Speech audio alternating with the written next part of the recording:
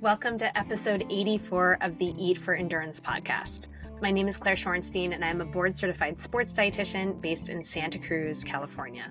I provide virtual nutrition services to athletes of all abilities, and I host this podcast to demonstrate that there is no one-size-fits-all nutrition approach for optimal health and performance. Today, I am so excited to have fellow sports dietitian Dawn Jackson Blatner on the show. She's a two-time author, a very well-known media dietitian. She won ABC's reality TV show, My Diet is Better Than Yours, and she also is the head sports dietitian of the Chicago Cubs for 10 seasons, so she knows her stuff. Dawn has a really joyful, captivating personality, as you will soon hear. And if you're watching this video on my YouTube page, you'll see for yourself.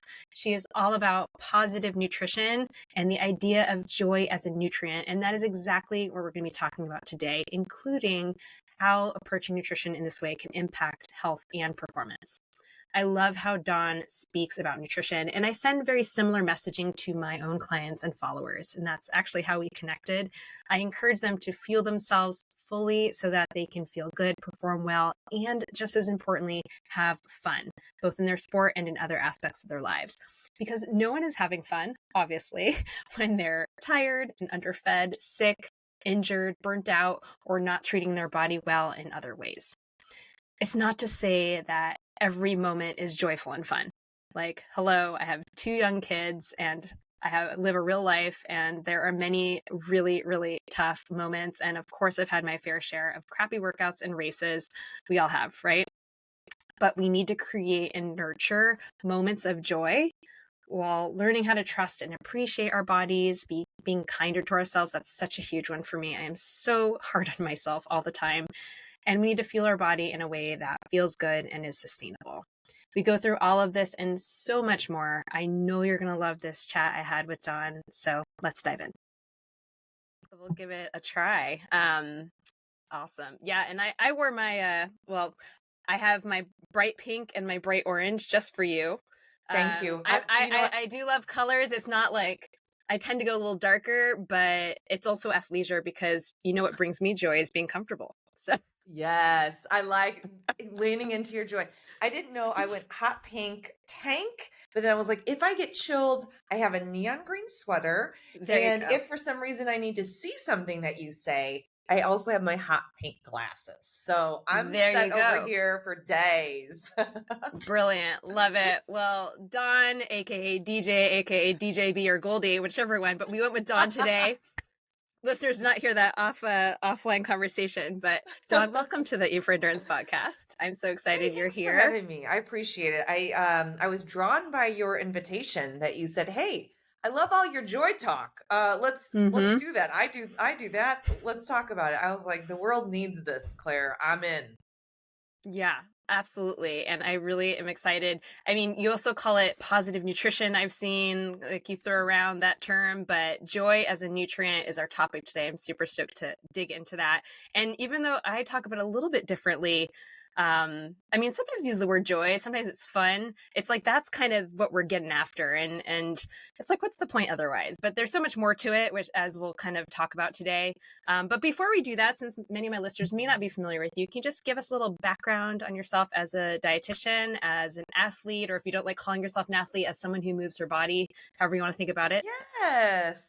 Okay. So Dawn Jackson Blatner here, DJB, like you said.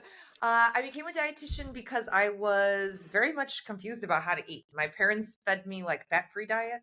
Then I was like looking all around. I was like, does anyone know how to eat? Like, I should just go to school and figure this out for myself. And so I did. And then I was like, hey, this is kind of cool. Maybe I'll actually do this for a job, you know? And so I became a dietitian there. And then my dream job was to either work in a health food store or a spa. And so my first job was working in a health food store. My second job was working in a spa. And then I got into more media and television and started doing regular TV segments here in Chicago, national TV segments, became an Academy spokesperson, did even more media. And that is how the Chicago Cubs found me. They saw me always doing media. And they said, hey, you seem like you talk science, you know what's happening. We want to interview you for the position of the head dietitian for the Chicago Cubs. So I walked right in and I said, I have no idea how many innings are in a baseball game. And here's the deal. I can change your entire clubhouse culture. But I'm going to have to go back and get my CSSD because I don't actually have like all the sports training that I need. But if you really are looking for someone to set the culture for you, I can do that. And so they said, yeah, we need the culture shift here of like being into nutrition. Go get your CSSD, go figure out your actual credentials here, girl, and help us. And so I was the head dietitian for the Chicago Cubs for 10 years, did win a World Series in there, which was very cool. Authored 2 books, The Flexitarian Diet and Superfood Swap. Superfood Swap won a reality show with me. So we went on a reality show on ABC and had a contestant who followed the program. And it was very much fun forward. And so between the Cubs and the reality show and doing all this stuff, oh, and I had a TV show that was not even nutrition. It was shopping, entertainment, and events here in Chicago. I really started, looking at my life in all of that work. And there was a point in 2012 where I hated it. I didn't love anything I was doing, and everyone thought I was doing cool stuff. And I was like, wow, I made a life that looks cool on the outside and is miserable to wake up and live. I absolutely hate it. So I hired a joy coach. She's not a joy coach. She's a business coach. And I just said, listen, I know you're a business coach.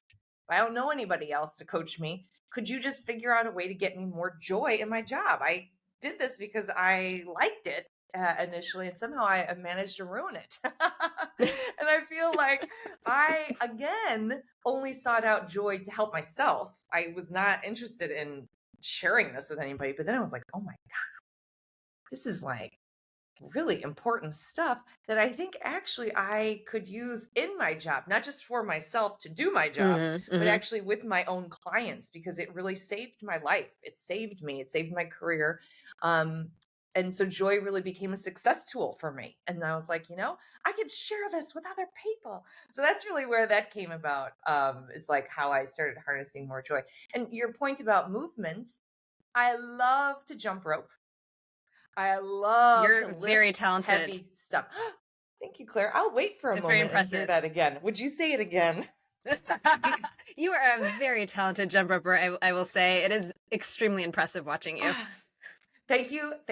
I picked it up in the pandemic because my gym closed and I didn't know what else to do for fitness. And I really disliked it to begin with, but then pushed through the first couple of weeks and was like, oh, you know what? I'm getting better at this. I like this. But I love to lift heavy things. I love the past 2 years. I have been not like just lifting weights, but like really pushing myself to lift heavier and heavier weights. Love the feeling of being strong. Love a trampoline. I have an office trampoline actually right back here. An office trampoline. Love it. Yeah. No, I can't see it, like, but I can imagine it. Office trampoline. So I actually really quite love that. I love a hot girl walk to listen to podcasts, stuff like that. But without exercise, I'm a miserable person. And so definite joy tool for me is movement. Yeah. Movement. So I love that, like, you came into this field not like often when I talk to a sports dietitian or someone with a CSSD, it's like they were an athlete. They knew they wanted to do this. I know for myself, like I knew I wanted to get into sports nutrition, but for you, it kind of just happened, I guess it sounds like, which is really fascinating. But I mean, and you didn't even know much about baseball. I also don't know anything about baseball, but that's really, but it's so interesting, but it's also awesome because, as we say, like movement, exercise, there's so much to it outside of like the actual sport, and that can be really important for so many people to not feel like intimidated by, oh, you have to do a sport. And I use the word athlete I throw it around a lot, and I consider anyone who really moves their body an athlete because I feel like people need to fuel themselves as such, and otherwise people don't always take themselves seriously. Oh, well, I'm not running 100 miles a week. I don't need to eat that much or whatever it is. But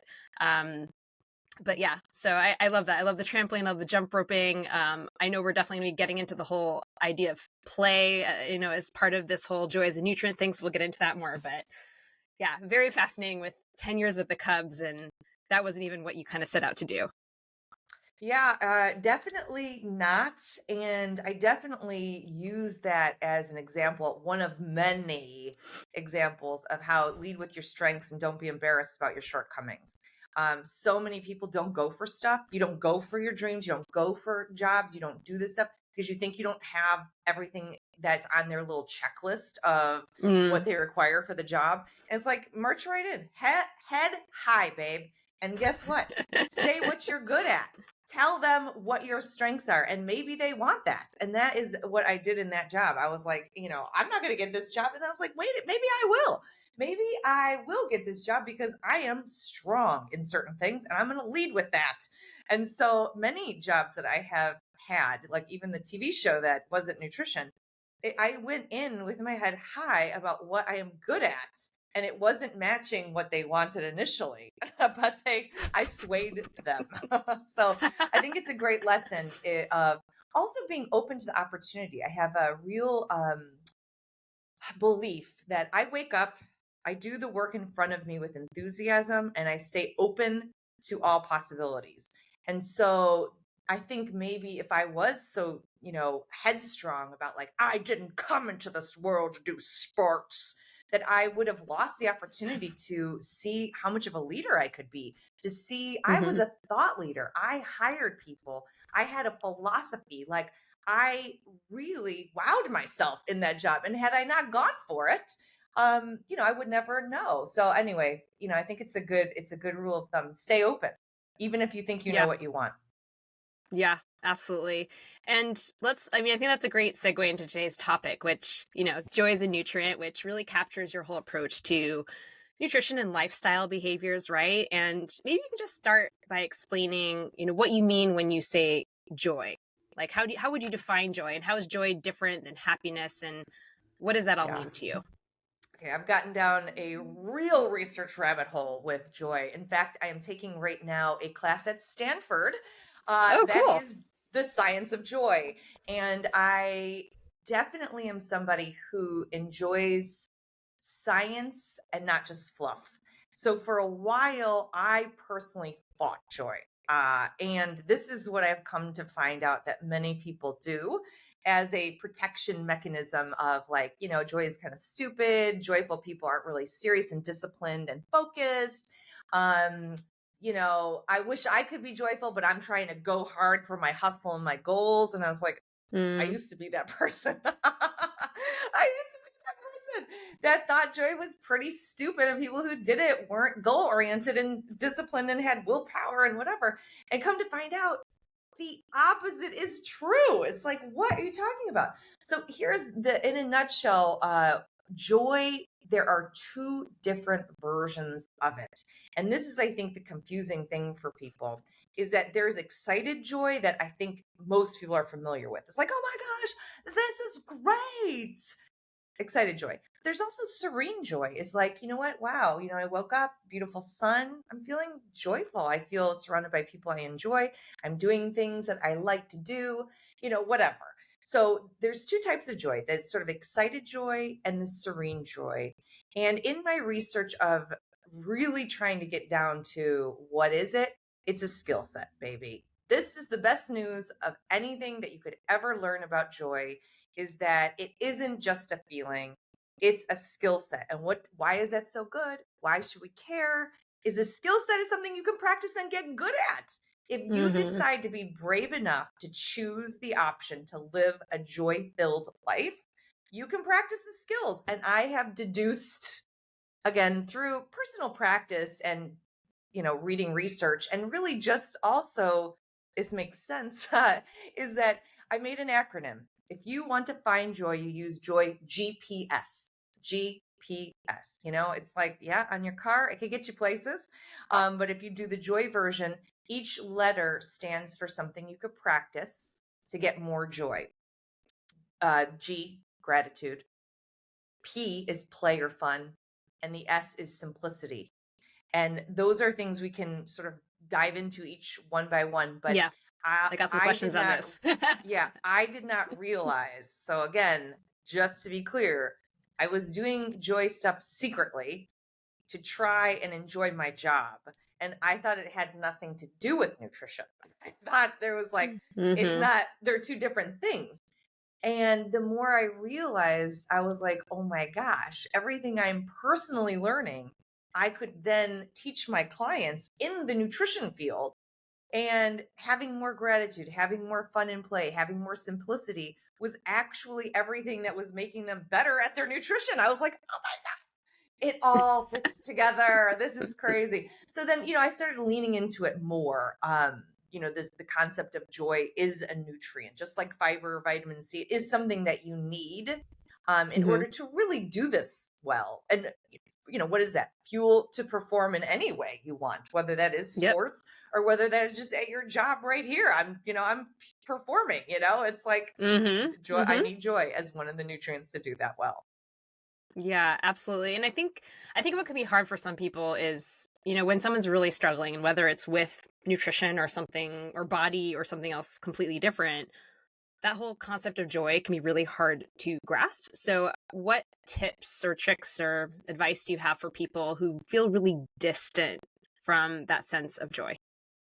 Zero force it. That whole fake it until you make it and, force a smile and all that stuff. Garbage trash talk is the worst thing you can do is try and be a faker. Yeah. The best thing you can do is slow it down and pick one of the GPS to start Mm-hmm. goofing around with.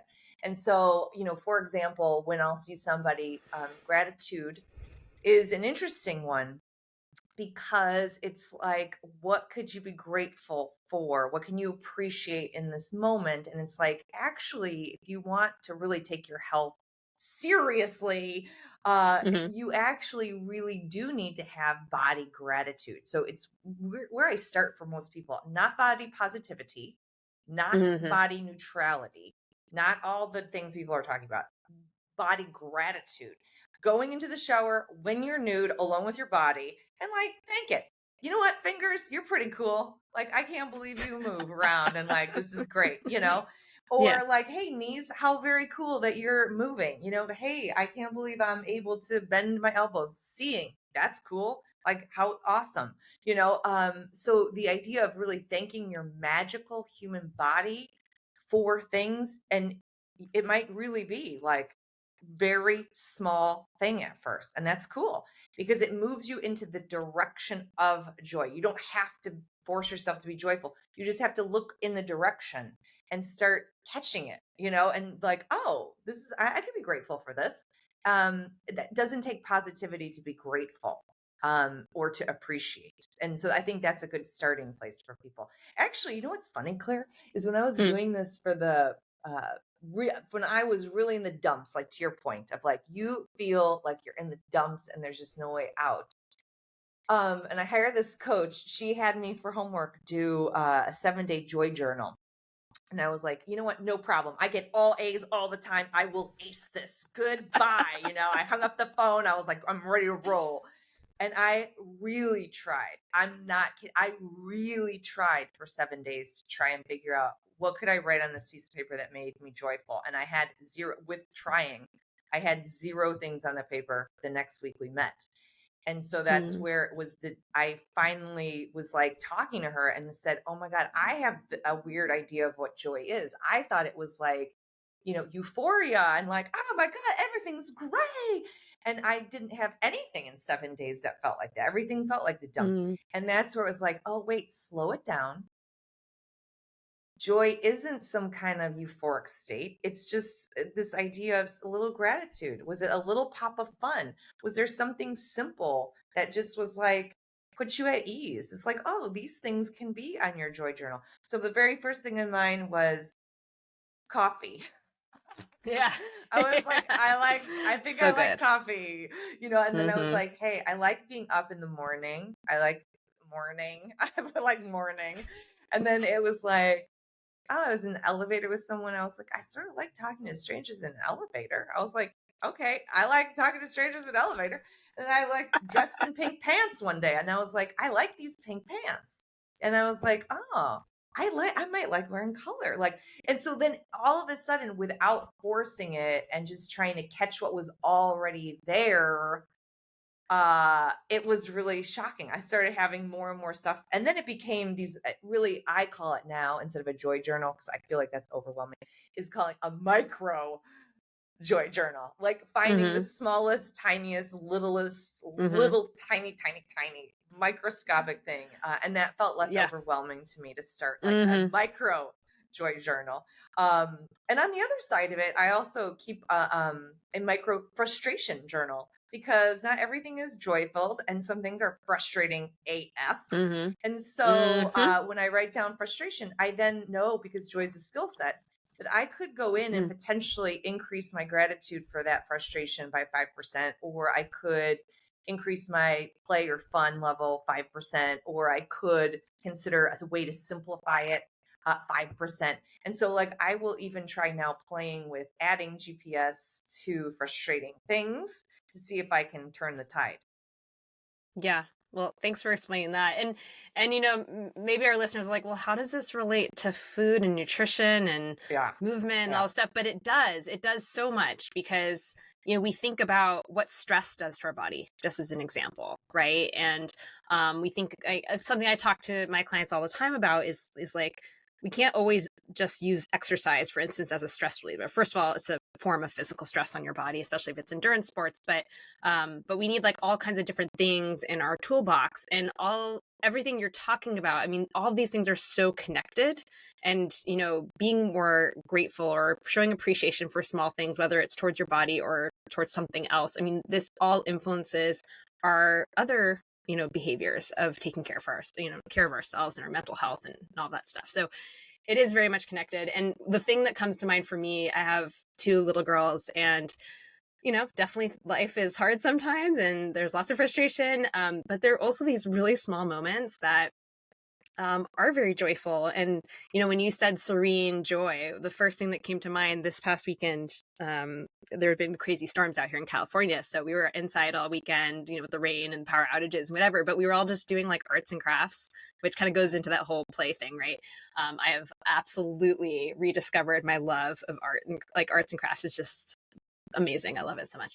But we're all just sitting there, and like my girls were like painting and doing things, and I was like painting, and I was doing some sea glass art or something, and it was just like so amazing. And we were all just in our happy place, and like it didn't last all that long, but it was just it was a moment. And then of course, like the next hour, everyone's screaming and fighting and whatever. Yep. But it's appreciating these moments of joy or whatever you want to call them.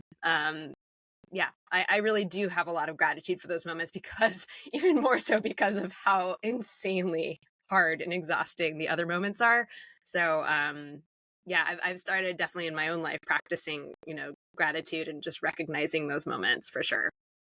It's huge. They Yeah. are there. It's like slowing down to catch it. Well, another Yeah. lesson that I learned early on in my own joy counseling was this concept that why I was so joyless was that I was very outcomes oriented as a person.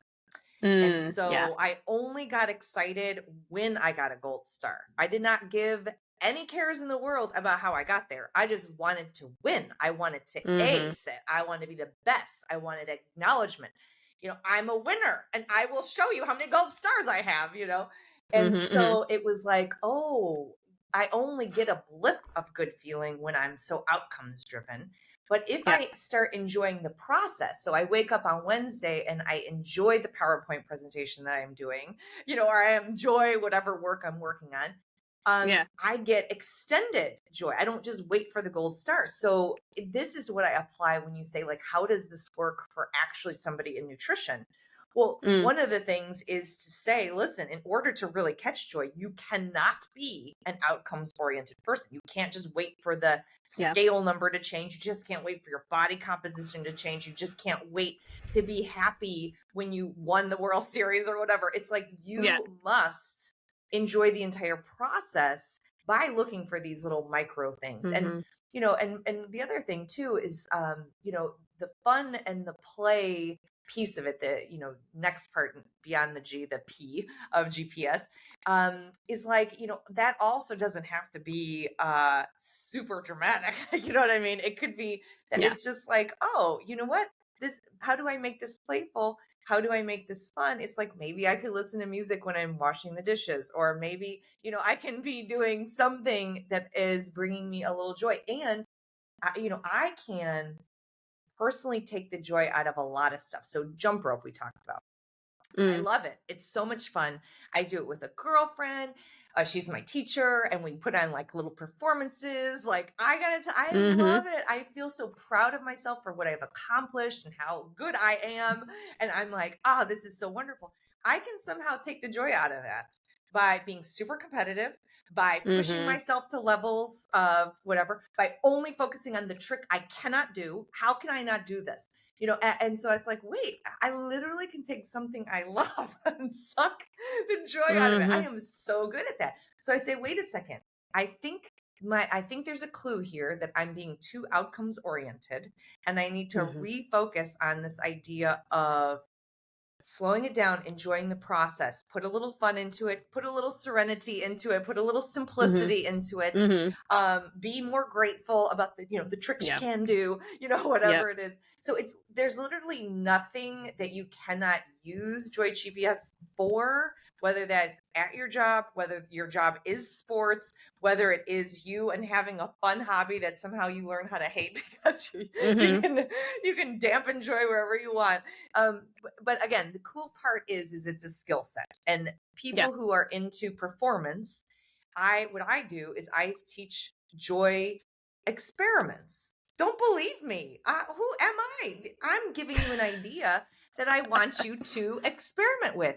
And if you Mm-hmm. believe that, there is a possibility that joy can be a success tool in your nutrition, in your sport, in whatever you're doing, if there is a little glimmer that sounds interesting here, it's like, okay, do an experiment, and it could be any experiment. It could be, where can I put more gratitude? Where can I put more play? Where can I put more simplicity?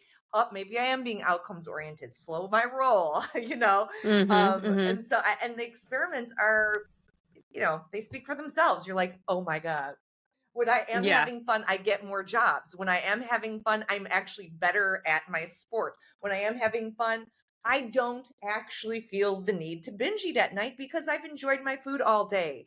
I can't Mm-hmm. believe when I'm having fun, I don't care how long my gym class has gone over because I've been loving every minute of it. It's just Yep. like, it's unbelievable. So, what joy technically then does, if you start looking at these things, joy can make you more brave to try new things and to go for it because you're not taking everything so seriously. It can make you more creative, just like your craft corner that you're like, oh my God, Mm-hmm. where is Mm-hmm. this coming from? It's like, oh, you're in a place of joy. You're more creative. Mm-hmm. It makes you more, daring, just similar to bold, that it's just like you're willing to make that call. You're willing to take that shot. You're willing to push yourself and give yourself that because you're just in this better place. And you can outwork everybody. You have more energy naturally occurring inside of yourself. So you can basically be the best worker ever because it doesn't feel hard. It feels joyful. So, hey, Yeah. would I like to try an experiment where I feel more brave, more creative, more daring, and actually have more energy? It's like, yes, I'll try that. I'll try Yes. that. Yes. And I know for myself personally, I mean, I have so much work for myself to do here. Just as someone, I mean, first of all, the things you were describing, the gold stars outcome. I mean, like, talk about stereotypical dietitian, first of all, like type A dietitian, right? Well, But Claire, may I say, I think dietitians are not type A. I think we're type A plus. oh, there, yes, that 100, yeah, Yeah, 100%. yeah. For sure. Yeah, no, I definitely, if I wasn't getting 100%, I was like, what did I do? Right. Yeah, no, I can relate to that so much. And I know I have a lot of work of my own to do there because I certainly can catch myself being overly hard on myself, taking things really seriously, wondering like, falling into the comparison trap, wondering why am I not here? I should be here, not there, and all that stuff. So, I mean, a lot of the things that you're preaching, and I definitely, when I work with clients, I'm bringing some of this in, but I'm very inspired by a lot of what you're doing. That makes me, just hearing the things that you're suggesting, I know that I want to work into myself. But kind of going back to that play, I want to talk about play for a minute. I Yeah. mean, for the physical aspects of play, because you break it down to the physical and the creative, I really think that can be, we can bring play into any sport. And, so for me in trail running, I know sometimes for some people it can be really hard to tap into that playful side if you are super competitive, if you are really focused on an outcome, as you say, you're so outcome focused. But, I know for me when I'm not that competitive anymore and I don't really care about my times or anything, but like, just like being able to tap into, for instance, just adventure, exploration, curiosity, just like the awe and wonder of nature. Like, oh my God, I live in the most beautiful place. Like, how lucky am I? And just like soaking it all in, staring at the redwoods or the beach or wherever I'm at, um, rather than getting too caught up in like my what pace I'm at, how slow or fast I'm running or whatever. And there's also a reason why, when you're running with friends and you have running buddies, the miles just kind of like go by and it's so much fun. Or you're jump roping with a friend, your teacher, or whatever,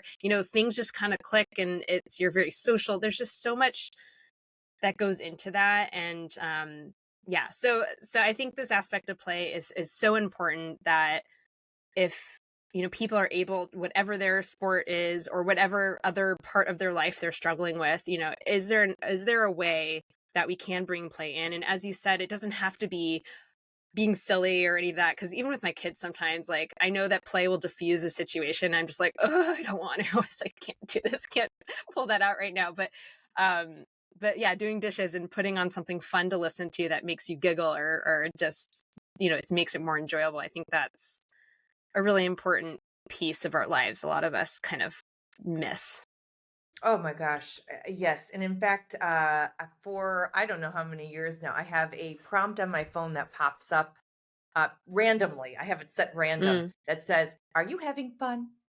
Are you having fun?" It comes up. It comes up because That's hilarious. because I can definitely I think that's a big misconception. Is like, joyful people are joyful people. It's like, Mm-hmm. no.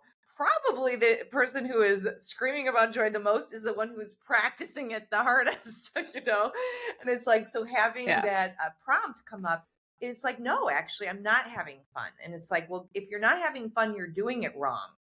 I really believe that if you're not having fun, you're doing it wrong. So if it's that PowerPoint presentation that has a due date, how can I make this more fun? Because if I'm miserable doing it, I am going to be miserable presenting it, and people are going to be miserable listening to it. Like, it's just Mm-hmm. it absolutely matters, And so it's like, okay, so that, like, a random prompt that comes up, it really does remind me. And like you're saying about adding a little bit of fun can come through people. Yes. Fun can come through outfits. Music is one of the highest and quickest ways for people to have a more joyful attitude. What's Mm-hmm. cool, what I'm learning in my class right now is, you mentioned at the top, sort of how what is it between that and happiness. And so, like, happiness, when you ask someone, "Are you happy?" They tend to Mm-hmm. do like a global assessment of their whole life. Yeah. Are you Yeah. happy? So they think about their, bratty kids that just threw a tantrum over there, or they think about all the Mm-hmm. dishes that are piled up, or they think about how they didn't fold the laundry. They think about this stuff. And it's very hard to get somebody to say, like, yeah, I'm happy, because there's got to be Mm-hmm. something that's probably off, that not everything Mm-hmm. is right. So I can't really say I'm happy. Joy, on the other hand, is just these mini moments. It's like, it's Moments. a Yeah. thing that you're like, oh wait, am I joyful? It doesn't feel so like I have to assess everything in my life. It's like, oh, Totally.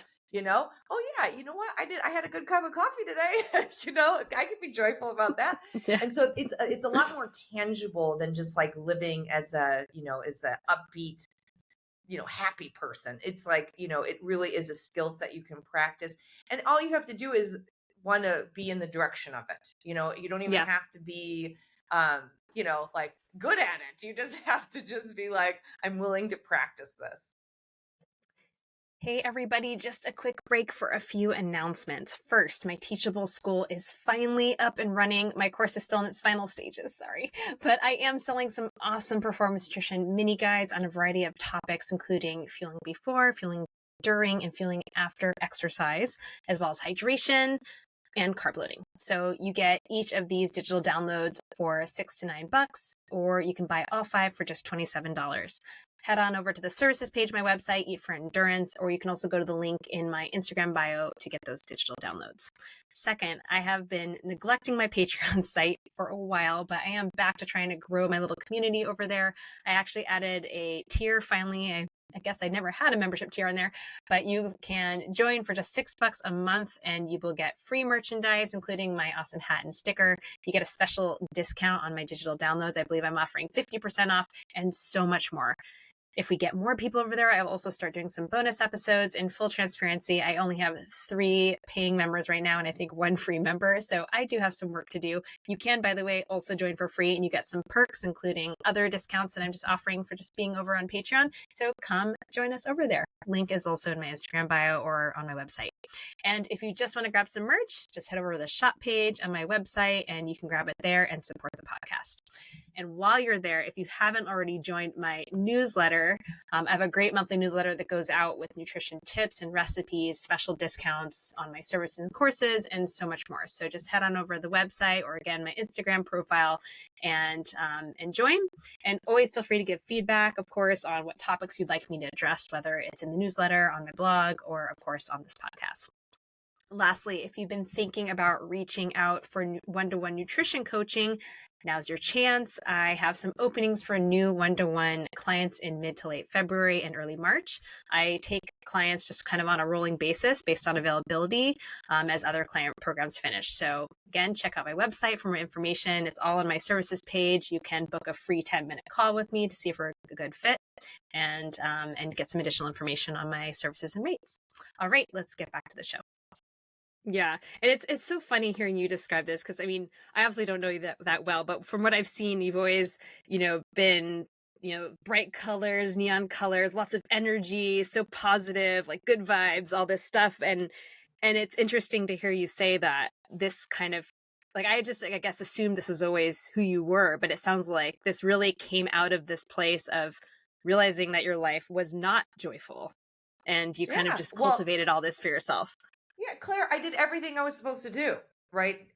The promise I thought was if you work hard and you are excelling, you will come to the promised land. You will get the joy and happiness. You have the money, you have the job, you have the accolades, you have the husband, you have the friends, I have all the stuff. I checked off all the boxes. Why do I not feel how I thought I was supposed to feel?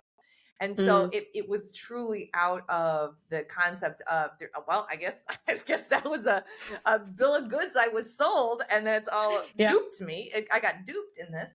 So yeah, it was really me. A funny thing is, like at my wedding, even my dad, in his speech, he was like, "She's never really been a kid.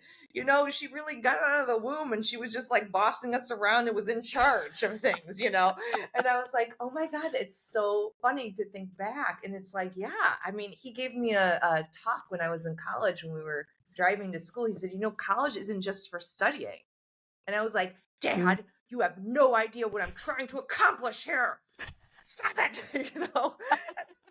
I come to party, not joking. I come to like family parties in like unicorn wings and like headbands of flowers, and people are like, I'm overcorrecting for years of not understanding how it was supposed to work, So this is, you might be seeing an overcorrection now, but it's like, I learned how the world is, there's like this secret, and I feel like I'm able to share it. I've sort of tapped into something. And not 100% of the time. Yeah. Yeah. And I think that's an important thing to say. I mean, we're both two people living real lives. Like, it's not all, fun and flowers all the time and bright colors. Like, there are real moments where things feel like crap. And that's just life, right? Oh my gosh. But again, harnessing those joyful moments and being grateful for them and all of that. And I think the other thing that, I mean, you talk about it being a skill set and not faking it till you make it. And for you, I mean, again, I don't know you that well, but I do get the sense, I mean, it is very genuine, because some people are putting on a facade and are putting on a smile or whatever. I never get that feeling from you, and thanks for saying that. When I saw you at the Now event in September or whenever it was, when I got to talk to you after the presentation, I mean, you could just tell that's who you are. Some people, again, it's like they put on their their thing, and then they're who they are, right? And this is just like one and the same, which is amazing that you're able to cultivate for that, that for yourself. And again, it's very inspiring from where I sit, because I know I have some work to do on Oh my my gosh. cultivating of joy. But It's no, yeah. so No, just want I to throw that in there. appreciate you keeping it real though. I mean, it really is like, and another thing that I think is interesting is that, it can be simultaneously. So like I was at a funeral this weekend and Hmm. I could be two things. I could be miserable and sad, and I can still have appreciation. I can still find a little bit of joy in what memories. I can still, try and just be two things. I don't even always have Hmm. to pick, is Yeah. that it things I could have many parts of me working. And so, applying this to clients, as, as sort of you were saying, is like, okay, well, how does this, all translate? You could pick literally anything, so it's like anything my clients will do, they'll be like, oh, it's the new year. It's like, I'm definitely going to eat less pizza this year or whatever. And I'm like, Yeah. okay, well, like, yeah, that is the traditional way that people think about going about changing things. What if we focus more on sort of this positive nutrition idea? Mm. I have the website positivenutritiontherapy.com to Oh, think about. really? Oh, that's Uh-huh. awesome. Because I'm like, do I do medical nutrition therapy? I'm like, maybe. I said, I think Oh, I'm that's doing so funny. positive nutrition Positive nutrition therapy. therapy I love that. I love that. even more. But it's like, saying, okay, how about we just figure out ways to add more nutrition instead Yeah. of just automatically first trying to chop things out. Yeah. And even like every month, because I'm still obsessed with gold stars to some degree, I print out for myself a gold star tracker, because I'm trying not to be an outcome oriented person, but Hmm. I'm tracking daily habits. So I pick a few Hmm. habits Hmm. each month to track. And that allows me to stay in the process. I did the same thing with my clients. We're not going to pick some outcome goal. We're going to pick a Hmm. habit, a tiny one that you actually want to work on. Yeah. We are going to Yeah. track that habit over a month, and we are going to see how it goes, and some of the the habits that I have this month for even myself is like plan a lunch, uh eat one dessert instead of 7,000, and make it your most fun, happy dessert ever. Not cut out all desserts. Never eat this. Hmm. Like da da da da Hmm. da. Hmm. Hmm. Listen to a podcast or read 15 minutes before bed. Like keeping it simple, is part of a joy thing. I work with a Hmm. lot of clients on simplicity. I've started doing the core four with everybody. It's let's just don't worry about anything except for sleep, move, protein, poop. That's all. You got four things. That's all you're going to worry about. And so we pick, we keep it simple by keeping it those four things. We keep it playful by saying, want, balance, own. What do you want to eat is where we always start. Hmm. What do you want to eat? Now let's figure out how to balance it so that you feel good about it.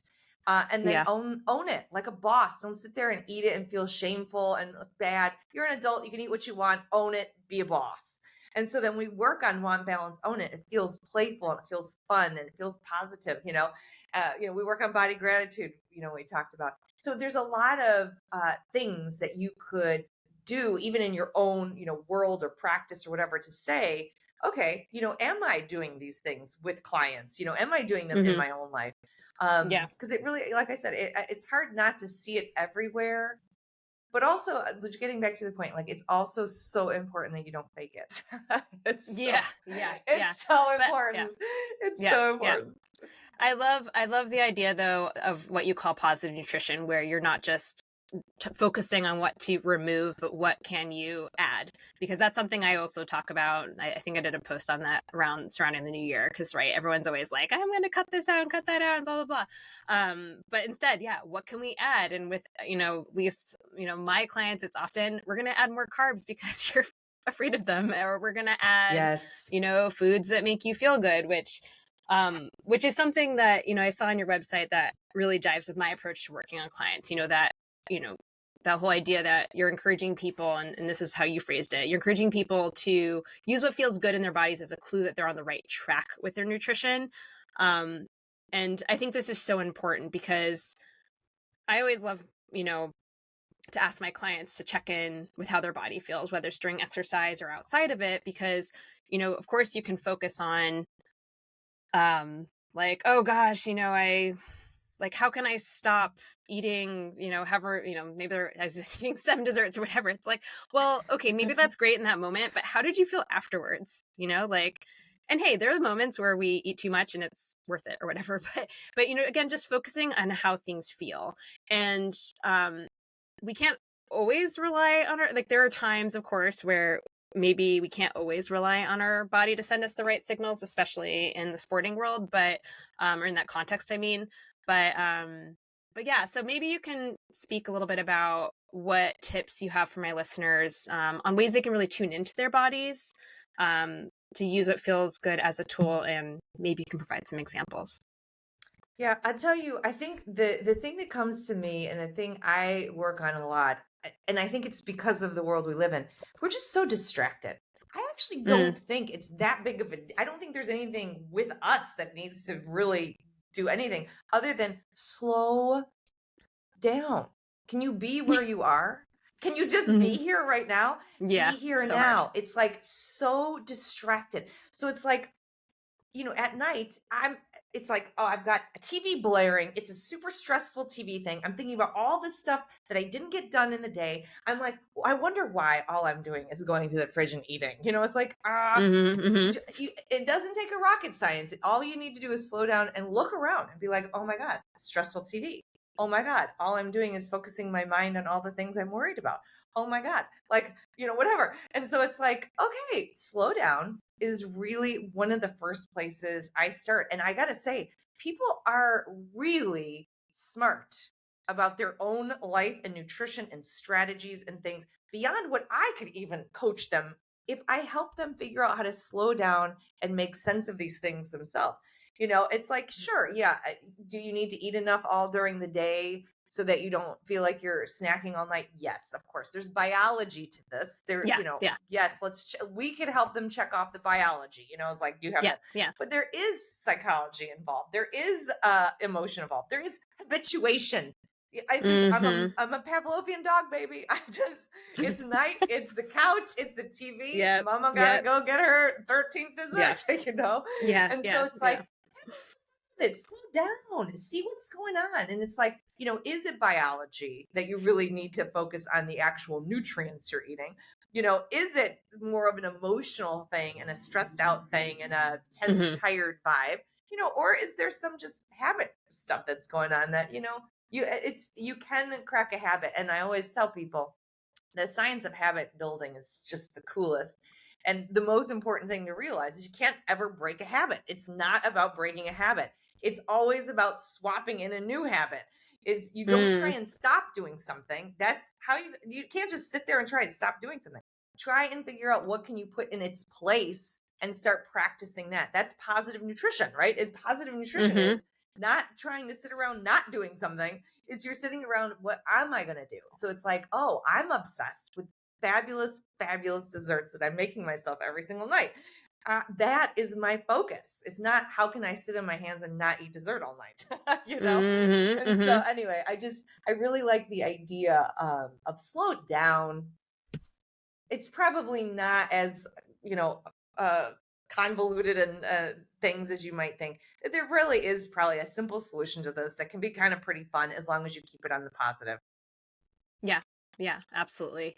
And again, like, just if you're slowing down and you're not as distracted, you might actually be able to hear the body signals that are coming Yes. through. You might be able to slow down enough that you didn't eat past the point of being super full. You're actually maybe chewing your food, so you're digesting it better, so you don't have as many GI issues or whatever's going on, right? I mean, there's just so many parts to this, obviously, and there's the biology part, as you talked about, which we can of course work extensively on. But yeah, I think many people are just so out of touch with their body, and it can be like they don't really know what it like, and that whole aspect of like, or idea of like, well, how much is enough food, or maybe they're getting so caught up on visuals that they're not actually checking in with how they feel, or, oh, I feel hungry, but oh, I just ate, I shouldn't eat anything. So there's so many parts to this, so that's definitely something I talk to people a lot about.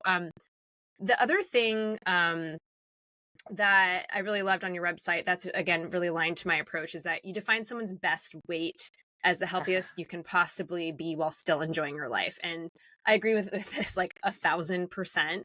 That it's not about a number on a scale, but it's about many different markers of health and also what works for you in the context of your life right now and where you're at. But this is so hard for most people, and Oh, um, yes. and Oh, and yes. and so it's just really hard to accept. So I want to know how you approach this with someone, especially when they're not happy with their weight. I can certainly add a little bit about what happens in my practice, Oh, but I'm really curious to hear yes. from you. Okay, so the first thing is that I think this is helpful for me is that the scale it can never measure how strong you are. It can never measure how happy you are, and Hmm. it can never actually measure how fit you are. It's like Yeah.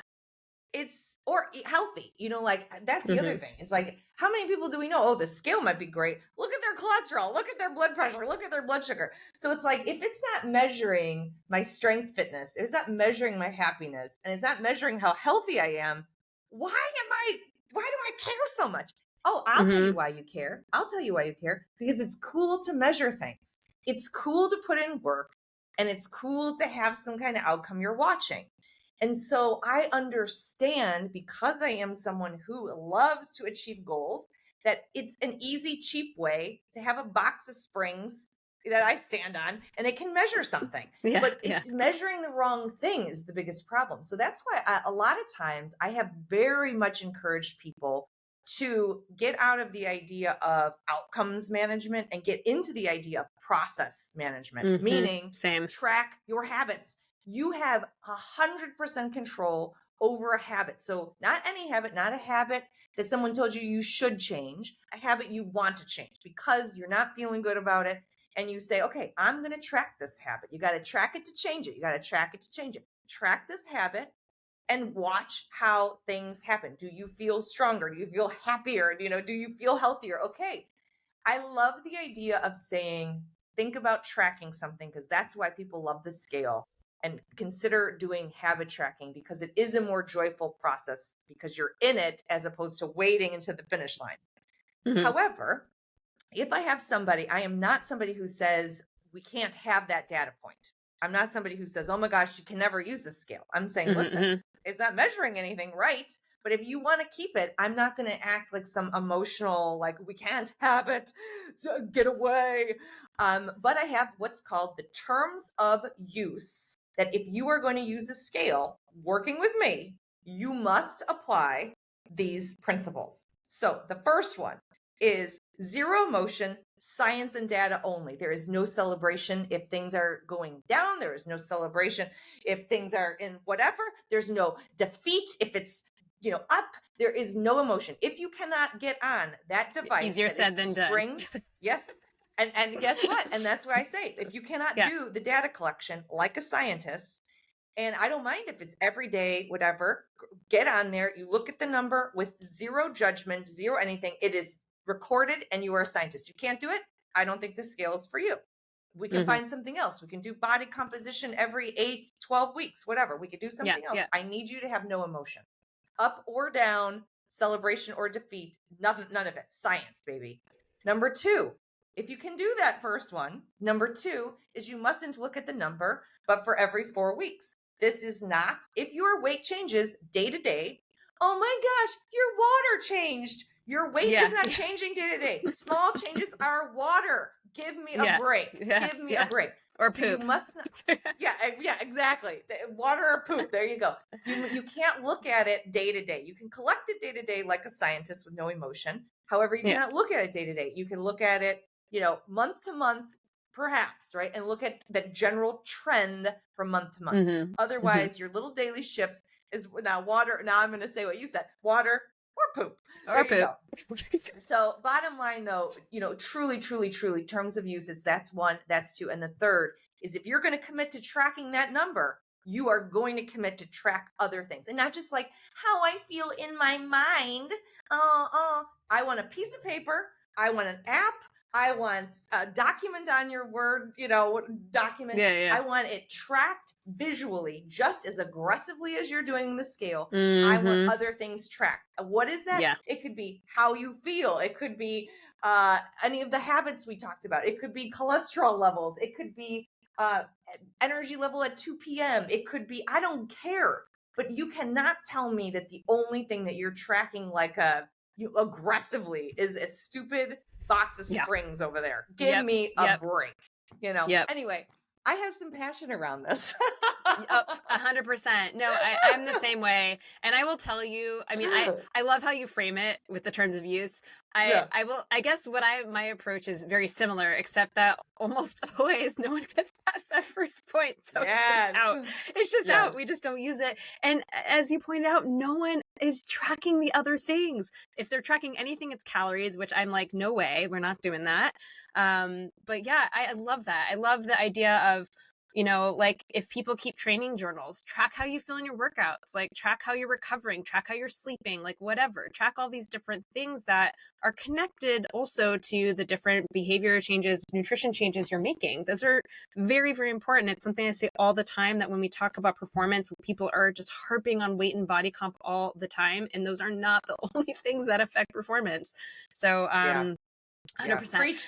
Preach, raise the roof, everything. But yeah, it's like, if I really am like, why am I getting on this scale? It's like, oh, because I want to see how strong I am. I want to see how happy I am. I want to see how healthy I am. Well, dude, the scale's not doing any of that. So track something that sees how strong are you, or endurance or whatever. Yeah. Track that. Track how happy or joyful you're feeling. Okay, track that then, or energetic or whatever. You want to see how healthy you are? Get some health markers. I just put in for a ton of blood work. I just got mine done yesterday. Just beyond what my doctor will even do. Yeah. And I'm just looking at all these cool, like, tell me what my ApoB is. Tell me what my omega-3 to omega-6 ratio is. I want to know what my small LDLs are. Like, I want to be obsessed with the right thing. I want to be obsessed with the right thing. And a lot of times when I'm talking to people, I would say, listen, you know what I want to make you? I want to make you care. I want to make you care about what you're eating, but I don't want to make you obsessed about it. Can you just care, and care a lot? Care a lot, but you don't have to become obsessed. And so, like, a lot of times when you're tracking the wrong thing, it leads to obsession, which that can be a clue, babe. If you're like, oh, hey, I feel obsessed and like my life is being taken over. It's like, that's a clue. You're doing it wrong. There's a more fun, joyful way to do this. Yeah. And I'll share something that happens commonly in my practice, and it kind of feeds into something we've already kind of touched on, body gratitude. But a client will report that, we're almost always, people are coming in and they're very active and they're often not eating enough, and especially not eating enough carbs. So we're working on getting them to eat more. We're changing the pattern of their eating so they're eating more consistently, because you know how it is. People are skipping breakfast, and I mean, you know how it goes. But we're doing all this stuff. They're like, oh my God, I'm eating so much more. And maybe they also came in being like, I'd like to lose some weight. And I'd be like, well, you know what? We're just going to look at you as a whole and what's going on, and we can talk about that later. And so they're reporting, okay, I have more energy. I'm sleeping better. I'm performing better in my workouts and races. I'm not so food obsessed all the time, right? Which is a huge one. They're enjoying other aspects of their lives. Like, for instance, a client just reported to me, oh, I went out to eat with a girlfriend for dinner, and normally I'd show up like starving to the meal because I'm like, saving my calories or whatever. And instead of that, I felt, weren't ready for the meal, but I could actually focus on my friend and enjoy myself in a social situation rather than devouring the breadbasket and just feeling gross and being starving. And I'm like, this is amazing. See, like, food changes so many things in your life, right? So there are all these different things. However, they're not the weight they want to be. I knew you were going to say that. Struggle. I know. And I knew you were going to be like, my whole life is better in every possible way. Every possible way. I can't thank you enough, except for the fact that box of springs over there, it's not saying the right thing. So, but look, I understand. Like, they're like, okay, my clothes don't fit, and there are all these things, and I'm not being dismissive of that. I understand. And it's a mental struggle, because they love the fact that they don't have huge swings in hunger, and they love the fact that they feel good in workouts and all these things, but their clothes still don't fit, and they're in this much bigger body or whatever it may be. So that brings me to the topic of this body gratitude that, we were speaking of before. And you said, another thing because I read your website, of course. But you say like, you can't heal a body that you hate, which I love, but it's, again, this can be so hard for people, and how we can all learn to be kinder to ourselves and especially to our bodies. I'd love to kind of hear your thoughts on that. Oh, I have one thought. It's like, I don't think you're not going to do it until you hit rock bottom. That's it. When you make a decision, stop doing it. Here's the thing. Could I do that? Absolutely. Can I do that every single day? Absolutely. And you know what? I just decided I am done making myself feel like a piece of trash. I'm done with it. And until you make that decision, you're just going to keep living in that undisciplined mind. I hate the word discipline, except for when it comes to your mind. You can have discipline of your mind and say, you know what? These thoughts are making me miserable. So I am going to now catch and flip. I call it the catch and flip. Catch myself and I say, man, I just said something horrible. I feel horrible because my thoughts lead to how I feel, lead to my actions. Guess what? Thoughts are everything. Every single thing starts with your thoughts. Have discipline of your thoughts and say, you know what?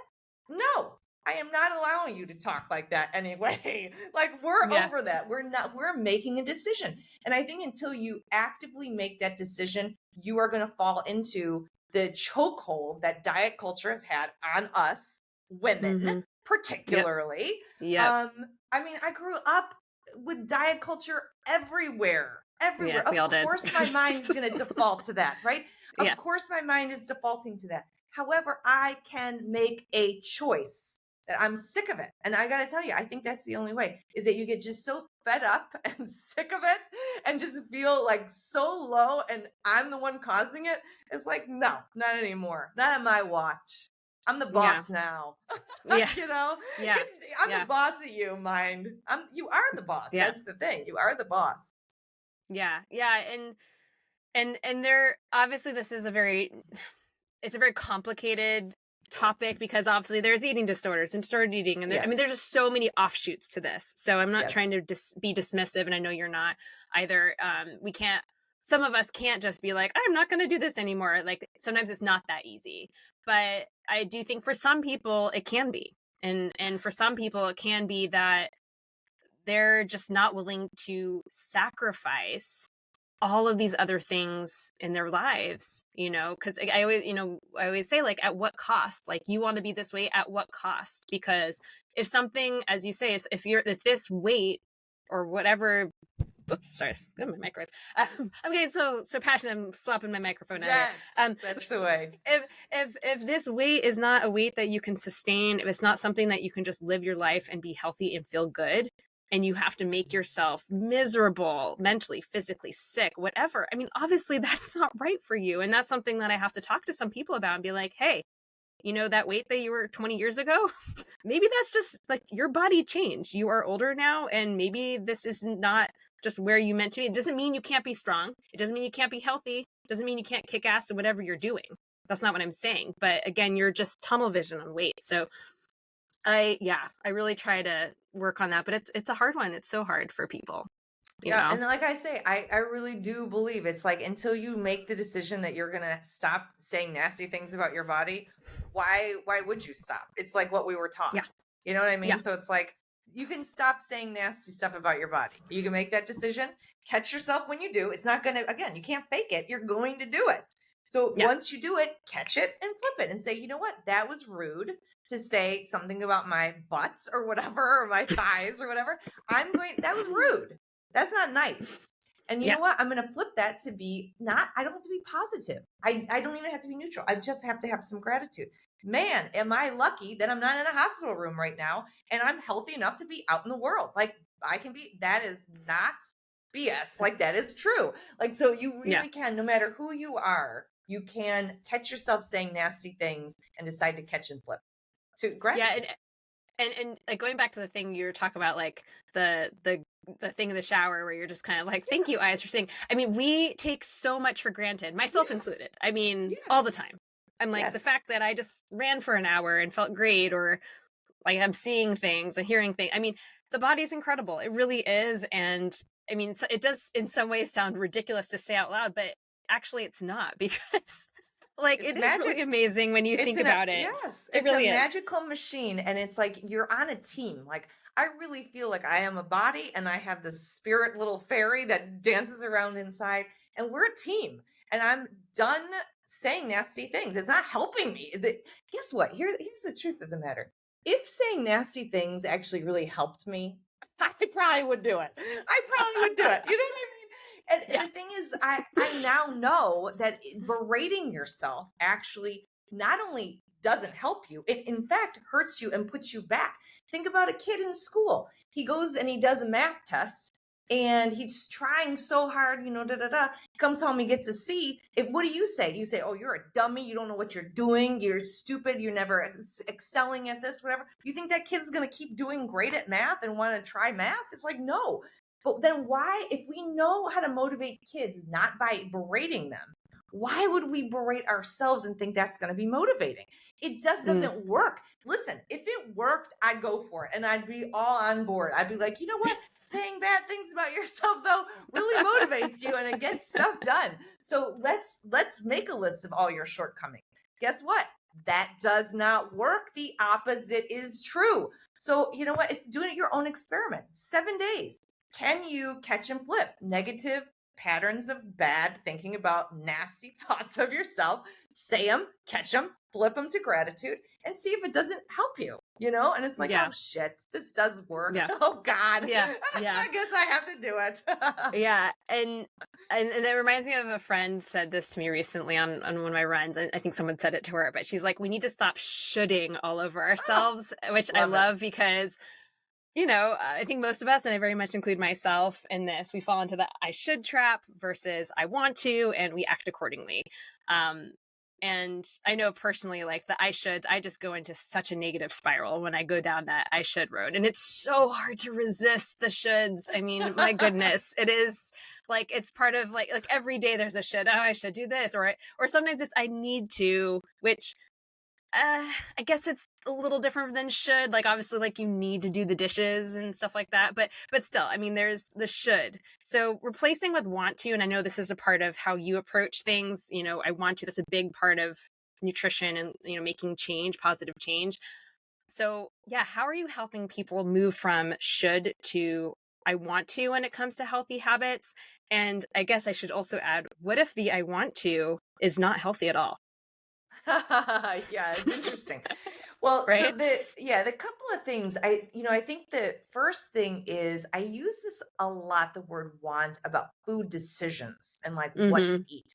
Mm-hmm. Most of the time when people are coming to me, it's because they are so confused about how to make a food decision. They're like, you know what? I did keto for this long, so I'm not sure if I should be doing that. Then I Yeah. started following Whole30 and I was, you know what, now when I go to the store, I don't even really know what to eat because Mm. I'm not really following a diet. So it's like, how do I make food decisions? And it's like, oh my God, like literally the first question, nobody knows.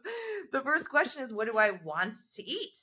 And Mm-hmm. regardless of health, regardless of weight, regardless of any sort of repercussions you have in your mind, can you think about what you want to eat? And so many people are so removed from that question, they do not Mm-hmm. know. And Yeah. so I said, okay, let's, again, regardless of weight, regardless of health, think about a menu. Think about a restaurant you've been to. Think about vacation. What do you order if like all rules are off limits from your head? Like, Mm-hmm. let's get dreamy. Let's really tap into wants without sort of that straddling, of what kind of diet you're on or whatever. Mm-hmm. Even getting people to figure out what they want to eat regardless of health or weight is very difficult. So practicing that, we do a lot.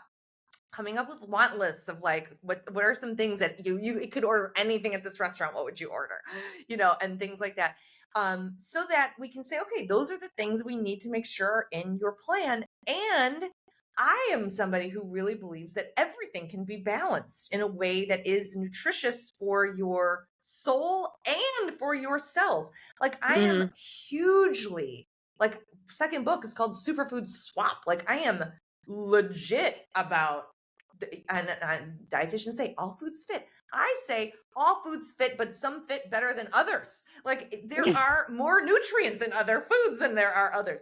So can you make a meal that what you want, say you want a salad, you're like, I really love it. It's like, okay, make sure that feels soulfully and also good for you, right? So that it's not just feels like, oh, my cell's like this, but does also like my soul. I call it, health nut and wild child. Do you feel very Mm-hmm, balanced mm-hmm. inside? So not going one extreme or the other, and really trying to balance it so that you feel, and it's not any one particular food you add. Like, this is a good Yeah, food, this yeah, is a bad food. Da, da, da. yeah, yeah, It's yeah, a yeah, yeah. vibe. It's a vibe. I don't know what it would be. You are the one who knows. Like, is the vibe feel balanced to you? After you're done eating this, do you feel as healthy and happy as you can be? And it's like, "Ooh, I don't know. And so it's like, okay, let's keep working with this. Let's keep working Yeah. with it. So want balance. And then the ownership piece is a shortcoming for everybody. People love to eat and then berate themselves for the next days to come. Mm-hmm, So I have a mm-hmm. rule. The rule is do all of your thinking ahead about what you want and is it balanced and how's it going to feel. And then you eat it, you own it, you move on. No more thinking about it. Done. Case closed, over and out. And silo. It put it in its silo. Like, you ate that is got no other influence on the next time we practice food. What do you want? How do you balance it? Own the poop out of it. Like, go eat it, enjoy Mm-hmm, it, mm-hmm, move on. mm-hmm. So I really feel like practicing all of those things for food decision making is very helpful, because those are Mm. a lot of those parts are overlooked. That, it's like, people are so diet culture, people don't know how to Yeah. eat if they're not following a diet. Yep. 100%, which I mean, and people come to me all the time and they're just like, tell me what to eat. I'm like, well, yes, and I'll do some hand holding, but I'm not going to be with you forever. So I'm not going to hand you a meal plan, and you got to learn certain principles, and then you have to also learn how to do this for yourself. So yeah, it can be really confusing when there aren't like step-by-step instructions. Well, obviously, we give them step-by-step instructions, but you know what I mean? Like down to the every last gram of everything you need, right? Like, you have to, as you say, you need to learn how to and own it and move on, and figure out what works for you. I know for me, and what I do, I always bring it back to that concept of feeling good, because no one feels like, if you want to drink a bunch or stay up really late, or maybe there are the things again in that moment that you want to do, you eat a little too much, whatever, no one wants to feel like crap. So if you bring it back to what feels good to you, and these things that you do not feel good, then I think it's not too easy to turn a should to a want to, because you want to feel good, so that's at least how I like to think about it. Yeah. I wonder if there anything else that we have not touched on in this conversation that you want to talk about, because we've kind of explored lots of things. I was gonna say, actually, it feels like there's a roundabout. Like, we've covered so much, it feels a roundabout. So it's sort of like, what is the idea here? Yeah. Is I feel like if I was going to boil it down, it's like joy is a success tool. Do you know? Like, I feel like we come to that. Like, Mm, whether it's how we're talking about ourselves, how we're making food decisions, what we're deciding to track or care about. At the end of the day, I really wouldn't personally care about this if it didn't work. You know what I yeah, mean? yeah, That yeah, it is yeah. actually, it's not just for fluff. It really is a success tool to get you to where you want to be without being obsessively focused on the outcome, but having Mm, that process of really thinking about, gratitude and play and simplicity through the journey. And then it's like, oh mm. yeah, I think this is the point of life. I think Yeah. I think we've uncovered something here. But you know Yeah. what I mean? Like, at the Mm-hmm. end of the day, I really don't want to be some fluff talker. I really Yeah. don't want to be namaste, blah, blah, blah. I really want to, Mm-hmm. there is science to this and it works. So experiment it in your own world and see if it isn't for you also a tool of success. Absolutely. No, I've loved this conversation so much. Same. So is there anything on the horizon for you that you want to share? Anything you want to plug or announce to my listeners? Oh, you know what? I have been so dedicated in with my heart, my weekly newsletter that I always do. And whether newsletters are old fashioned or whatever, I call it the weekly wow, words of wisdom, my weekly Love it. wow. Probably for, I don't know, 15 years, I have Wow. done it every single week. And I put in so much love that I would love to encourage people to, if you are interested in having this mindset, um sign up for the weekly wow, because even though it's I'm not gonna sign new up. and fresh every week, I put a little something new and fresh, and usually a lot of Nice. selfies in there. I have a lot of selfies that I send out. So anyway, Love it. that's Love my it. baby. So are you going to be turning this into a book? I feel like this is your next book waiting to happen. Oh my gosh, should I tell you about? So this is. I'm trying. I'm putting all these concepts together. This is usually how I do my first round of things, is I think, okay, what Yeah. are some of the things I've been teaching? How do they link together? Yeah. Is this new and different, that I'm not just putting the same garbage in the world? Like, Mhm. so right now I'm on my old-fashioned poster board and my Love post-it it. notes. Love I can it. show you, this is like my post-it note station. And I Oh, have love all it. my post-its. So yeah, I don't know. I'm not sure. I'm still playing with it, but I do feel like there's a lot of concepts here that have helped me a lot. And I have very much found that if I'm moved by my message, that it is something that I feel moved to share. So, quite possibly, Claire, quite possibly. I feel like this has like book written all over it. I don't know, like especially the way that it's evolved and it's packaged in the context of your life and the impact it's had on your life. Put a little personal twist on it. I don't know. I keep hitting my microphone. I feel like that. I don't know. I feel like that's in the works. That was my gut feeling. I was like, I feel like this is happening somewhere. So it is actually happening somewhere out there on the poster board. I love it. It's happening somewhere, but yeah, maybe I need to hire you as the coach. Oh God, no. Like, Claire, coach me. Oh my God, no. Oh my God, I'm trying to put a course out and it's taking like 1,000 years. I'm the worst person to ask. Well, you know what? I love that you're moving in the direction of it. We're both moving in the direction of it. Yep. Very slowly, very, very slowly. All right, let's wrap this up with some quick bites questions, and then I'll let you get on with your day. What is your favorite post-workout meal or snack? Oh, you know what? Here's the thing. Maybe if it sounds boring to you, sorry about it, everybody. But I gotta say, I have joy in my routine of my shake. My post-workout shake is berries, flax seeds, and then spinach or watercress or both, and then protein powder and creatine. And a little, usually like an unsweetened almond milk, but it could be anything that I have that's liquid. Sometimes even plain water. Even though I feel like, roll your eyes and like, how could she love her routine where it's like just the most boring protein shake? I get so excited about how refreshing that feels. I have the perfect texture I've created with it. It just feels like I envision it dripping over every one of my cells, and my cells cheering and saying, yay, thank you so much. Thank you so much. And so like it brings me great joy because I feel like I'm being a great steward of my cells and thanking them for all the work that they put in, for lifting all those heavy things and being such a strong, fit lady. Love it. And that is actually what I had after my run, except I had Greek yogurt instead of protein powder. And I haven't dabbled in creatine yet, although I've considered it because I know it is like everyone loves creatine. I actually have it sitting on my shelf just waiting to be tried. So I'm at my 1-year anniversary. I wrote down when I first started doing it. Yesterday actually was my 1-year anniversary of really working with it. Yep. I love Game it changer. for beyond the just gym stuff, about the cognitive angle that you start reading more research on. Yeah, I'm really interested in that. So anyway, I've liked it for the year I've done it. Yeah. Nice. What about pre-workout? What are you reaching for? Oh, okay. Well, pre-workout is electrolytes. So I try and not be one of the 40 to 50% of people who walk into the gym dehydrated. I try not to be one of them. So that mushroom coffee. So it's half coffee for the caffeine jolt of it. But then also some like medicinal mushrooms in there. Plus it's hydration. So I like that.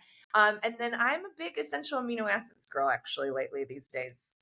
Okay. So I'm just, lifting strong things and having a flooding of some essential amino acids, especially leucine, over my body as I'm lifting weights. I enjoy. So, hydration. I'm early morning and don't do great with a full stomach, but I know, when I'm counseling people, I make sure we do what you say is, how do you feel? How do you feel? How do you feel? Doing this stuff, not everybody feels great. I feel amazing doing this routine, and I've created it for myself, and it's not what I eat in a day so everybody can do it. It's what Yeah. I eat in a day, and find your own joy. Yeah. You Yeah. know, Yeah. find your own I'm curious. routine. I'm curious about the mushrooms. Why Oh mushrooms? yeah. Okay, fine. So you want the truth? The truth is, I could be an easily addicted to coffee. I've been there. I've been in a real addictive, horrible place with caffeine. So I like this because it's half of a cup of coffee, and the other mushrooms are also for cognition and alertness. Okay. So it gives me sort of the effects of it without going the dark hole of Yes. caffeine Yeah. obsession. Okay. Oh man, I'm thank trying you. to picture the combination of mushrooms and coffee taste. Does that taste weird? Oh, I somehow think it tastes great. And my husband is like, this stuff tastes like mud. I'm like, what? Are you sure? I was like, I think this is great. But yeah, it's like lion's mane and Yeah. chaga and those kinds Mm-hmm. of things, Mm-hmm. Yeah. But it's Totally. little. It's it really Yeah. tastes more like coffee because it's real coffee is also Mm-hmm. in there. Yeah. So I know you like to come up with recipes and all that good stuff for brands or for yourself. What has been your biggest cooking related catastrophe, if you've had one? Oh my gosh. A catastrophe. I mean, it's honestly most of my things start out as a catastrophe. I will say, right now, I'm working on these like trail mix cookies, and I'm not a Mm, baker really. I'm not a real baker, mm. so I'm always like trying to figure it out. I'm on like batch with, if I'm not exaggerating, I think this is my seventh try. Oh no. Seventh. So let's just say when people hire me and they're like, "Are you going to recipe test this?" I'm like, "Girl, I'm going to be recipe testing this for the next 9 months." Because I got 9 million episodes of this.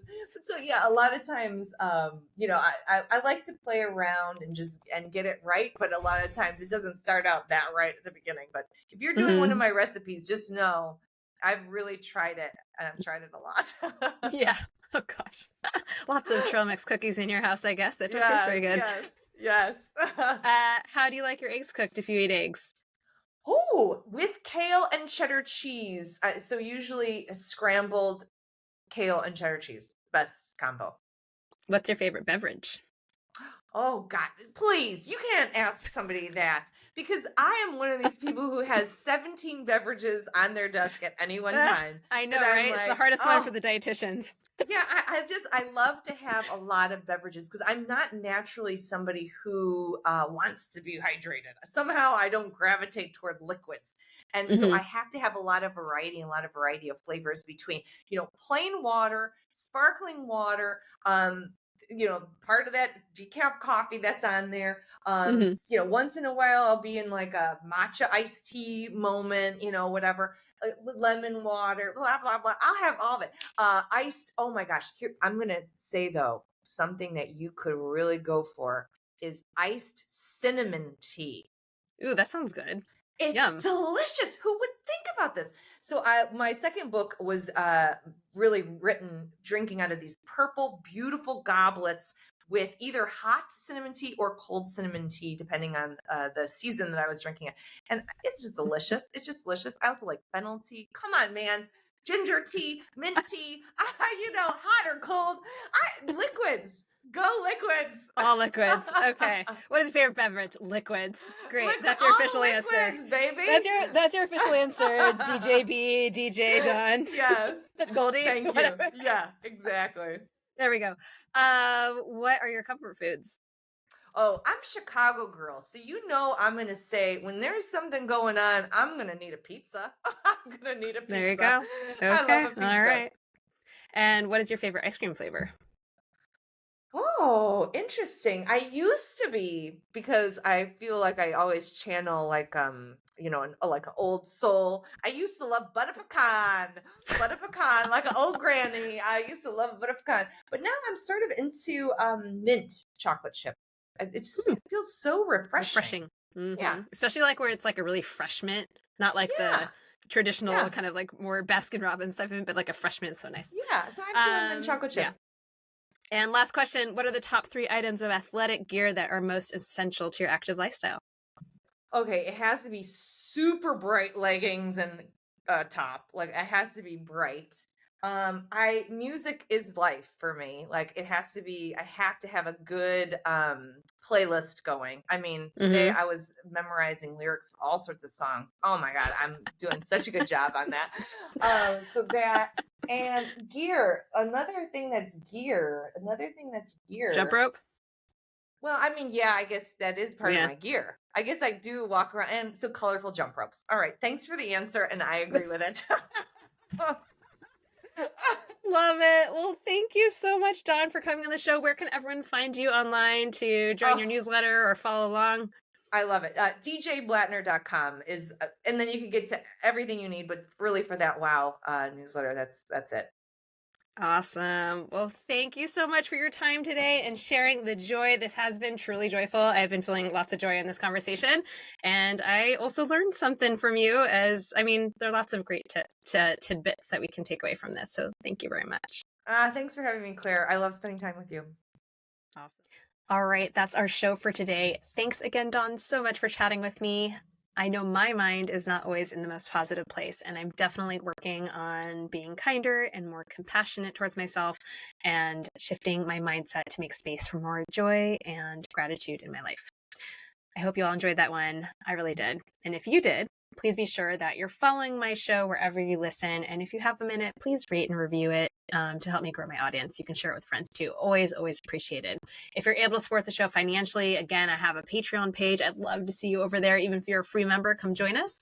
Patreon members do get some great perks, including free merch, huge discounts on digital downloads, and so much more. So come join us over there.